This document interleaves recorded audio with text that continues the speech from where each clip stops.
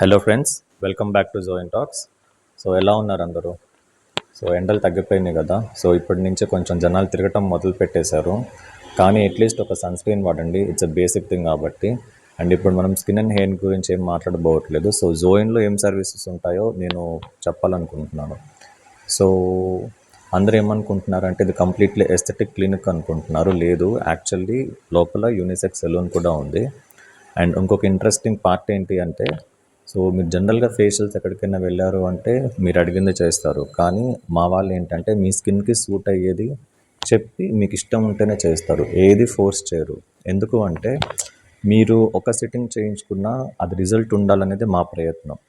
And ఇంకొకటి, join aesthetics and unisex సెలూన్లో aesthetic treatments ఏమున్నాయని చెప్పి అడుగుతూ ఉన్నారు కొంతమంది.